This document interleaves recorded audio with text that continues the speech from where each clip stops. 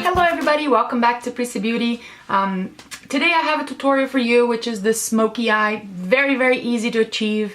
Not a lot of products you need to use, and it's the very intense, beautiful look that suits any eye color that you have, and very easy to achieve. So if you'd like to see the step-by-step for this look, stay tuned. I'm going to start applying a base, and I'm using the Revlon Colorstay Shadow Stick and Torch, and I'm using the brown side, and I'm just going to apply this all over the lid, and this is going to be just a base for the other eyeshadows we're using. Then with a somewhat fluffy brush, especially if you have synthetic brushes, better for creamy products. I'm using this Nars one that came with one of the palettes I got. I'm just gonna blend this out. Like, you can start bringing it to the crease with this brush, just blending it out like so. And I'm using all kinds of eyeshadows here, but whatever you have that's sort of like what I'm using, you can use, obviously. The next shadow I'm going to use, it's Twinks by MAC, which is this chocolate brown, very pretty, somewhat shimmery shade. But anything you have is fine. If you have the Naked palette, Naked 2, you can use the Busted shade. I will dip into the Naked palette in a second, but for now I'm going to do Twinks. And then I'm using a little... this is what? E25 by Sigma, and I'm just gonna dip it on the color, and again I'm going over that base that we applied, and I'm starting to bring it even more to the crease now.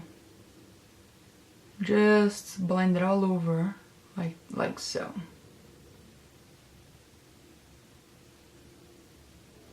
Okay, then with a more like a cleaner blending brush, if you want to just start blending the edges a little bit.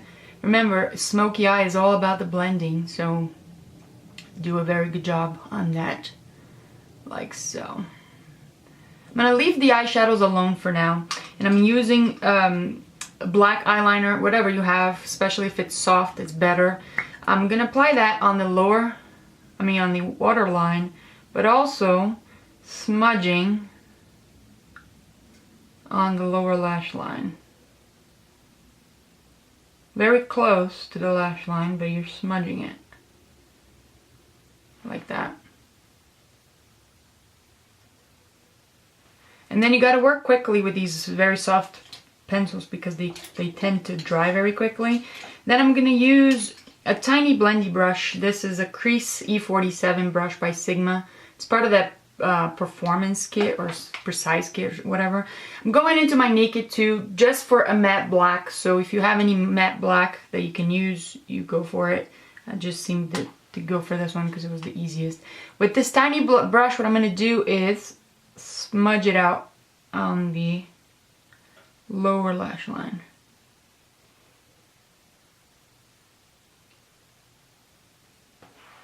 And sometimes if you need to just kind of pull a little bit on the side just so the brush flows easier, go right ahead with that.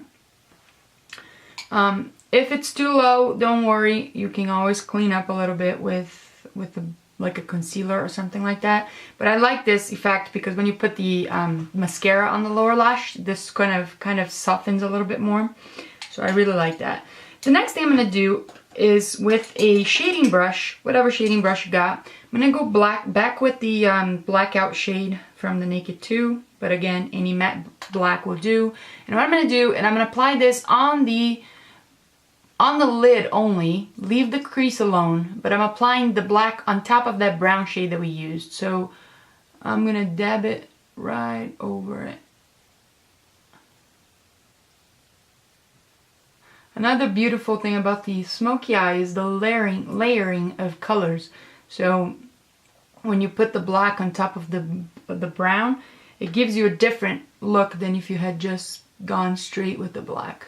So I like this effect a lot. Okay, then you can go back in with that first blending brush that you used the brown for, and just make sure you kind of blend it right on the edge. Don't go too crazy on this. Don't blend it too much up because you want a little bit of the brown.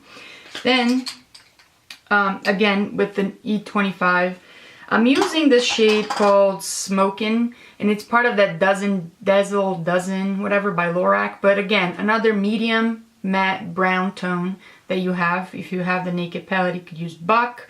Any brown that you have. And all I'm going to do is I'm going to go over on the crease a little bit more. And I'm going to start bringing it a little bit up just to create even more of that transitional effect. And fade it into the brow bone.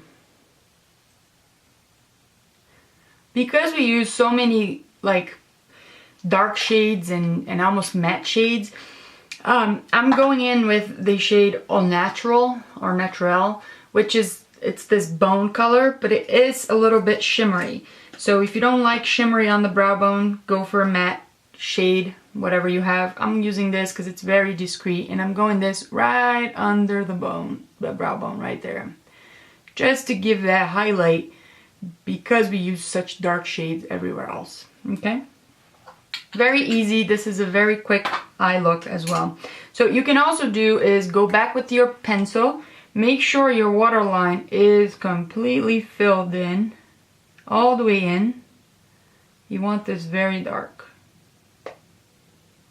And then the top also.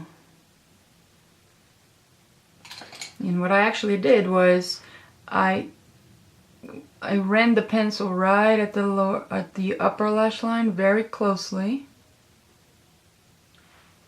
because you want the lid to be very dark. So I went back with that tiny brush, the blending brush on the black, and I'm just making sure that everything here on the lash line is very dark. Like so. Last thing you gotta do is apply mascara. And I'm just gonna curl my lashes. Obviously, if you wanna use false lashes, this eye look would look beautiful with false lashes. I opted this time not to go with the false lashes, but you are more than welcome to do so. Just applying some mascara. I'm going with the Day Real by Benefit.